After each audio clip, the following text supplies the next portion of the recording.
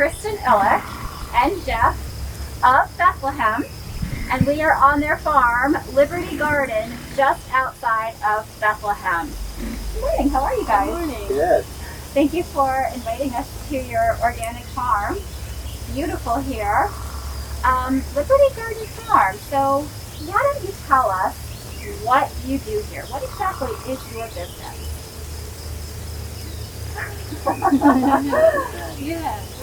We are a small vegetable farm, and we grow all kinds of produce, and we're selling it to individuals right around here, but a lot in Bethlehem. And right now we're standing at our popcorn patch and our kale and our tomatoes and garlic. It's making me hungry for lunch already. We've been around since the year 2000, and we were selling primarily to restaurants here in Lehigh Valley and in New York City, and we've done farmers markets over the years. But the current situation with the COVID virus has caused us to reevaluate everything, so it's actually a benefit to us. Yeah, so you took this really terrible situation and you had a creative idea and you changed your business a bit. Right. Yeah. It was invigorating in a strange way to do something new. I often resist change, but change brings really exciting things too. I love looking for the silver lining in circumstances, which I can usually find. How did you become involved in this work? Right. We were living in New York City. I'm from this area, but we were living in New York City working in the environmental field. Jeffrey was teaching and working with high school students doing environmental action projects, and I was working for the city DEP on a stormwater project. And we were just interested in spending more time outside and had this long interest in gardening. And so we quit our jobs. We took an apprenticeship in upstate New York, and then we moved back to this area where my family is, and we started farming this family land. That's really amazing when I look around at this land, because I see your greenhouses and I see the structure and I see the integrity of how you're gardening and how everything is just so neat and organized and fresh and natural, and that's just really amazing that you just change career paths like that. I know we're speaking to a mixed audience, but for somebody who's either in elementary school or even in high school, what kind of education do you think they need or experience to do something like this? Is it just a passion and an intense interest and maybe a curiosity to learn on their own? I think it's mostly that. You certainly can study it. There's a program at Del Val College to study farming and agriculture, but Penn State. Penn State has a great program. That was not our path, but it could be yours. And those programs don't really prepare you to do this sort of thing in general. If they do, it's kind of a new thing, because the programs are more geared towards large-scale industrial agriculture, or dairy farming, beef farming. This is something Very hands-on. This is very hands-on and a lot of experiential learning. So there's those. Also, I think like a general liberal arts education would be just fine. A business education would be good, though most people who have a mind for business, and if you're attracted to making tons of money, this is not the best career path. And I know a lot of people are interested in that, good reason. But if you want to do something that is fun, valuable, invigorating, exciting, always changing, never boring. I can see that. Now, when I was in that greenhouse, she pointed out some tools, hand tools, that you actually use to do the gardening, which is just amazing. And then it's just so human scale. I love that about everything, whether it's just city planning, architecture, exercise, everything on a smaller human scale. And then also, we had a conversation just a few minutes ago about an aha moment. And then what I asked about that was, have you had any aha moments where simply through experimenting, trying something new, where you discovered something really cool that you didn't learn in a book? And you said yes, you did. Many. Do you have any off the top of your head? We have lots of them. You know, everything we're growing was an evolution, and in some cases there was this moment, like over there, the way we're growing lettuce now is not the way we have grown lettuce always. But we realized we got a lot more volume and a lot better quality growing it in this way.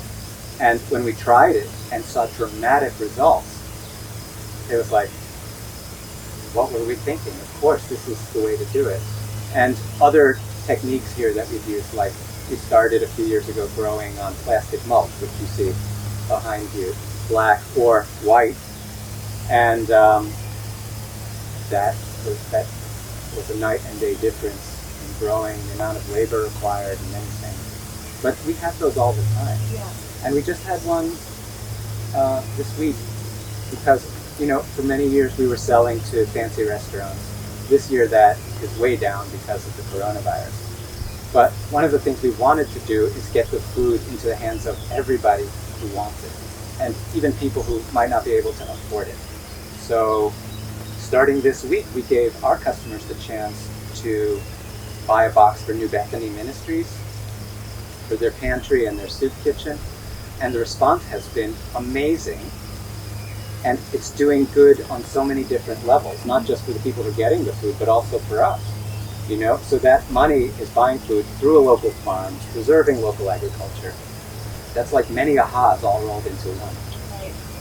And that's a similar refrain in the previous interview that I did, just that really it's so community oriented and caring about the other organizations, the other people in your community. Something small but so important. We need to turn this off. You go ahead, I'll be right back. Sure. Right. So with the lettuce, for instance, usually you plant lettuce a foot apart because you want big heads. But we realized, we actually want small heads, or we want to cut it for a salad mix. Let's squeeze it in. So that was an experiment, and it worked, and we got a lot more volume. That's nice. I'm going to try an experiment this week where I'm going to pinch off the suckers that grow on a tomato plant and put them in water, let them root, and then plant them in the ground to propagate a second growing of tomatoes. So we'll see if it works. That's a lot of fun stuff and exciting stuff, but what are some of the challenges that you have? Things that you don't like about this kind of... Today is probably going to be close to 90 degrees, and we don't love that. As we're standing here, the mist was going off and I was feeling cool. Right, but that's just how it is in Pennsylvania in the summertime. Mm-hmm. So the heat is a challenge. We get up early and try to get it. We're always racing the sun. You have to harvest most things How early? Not as early as we should. But you want to harvest things early before the sun makes them wilty and keep them fresh for people. Any words of encouragement? Well, you can study. If you want to be a farmer, you should study whatever it is that makes you happy and interested. But really, volunteering or finding a summer job at a farm is the best way to go.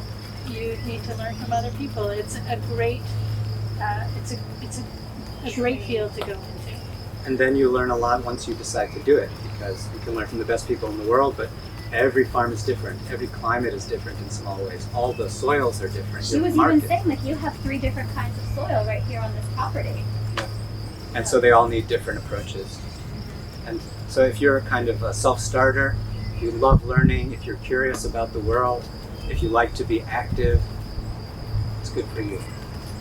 So I mentioned before that our summer theme is Imagine Your Story. And there's a nice little segue into fairy tales and folk tales, children's picture books. Any particular books that have made an impression on you, whether it's towards the children's end or towards the adult end, that you just want to mention?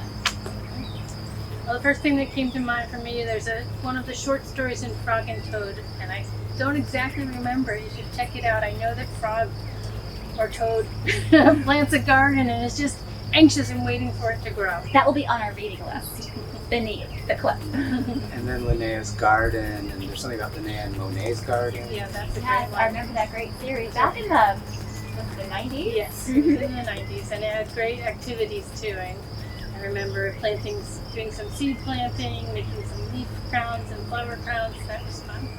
Those are good books for kids. For adults getting into this or curious about it, there's Elliot Coleman's New Organic Grower.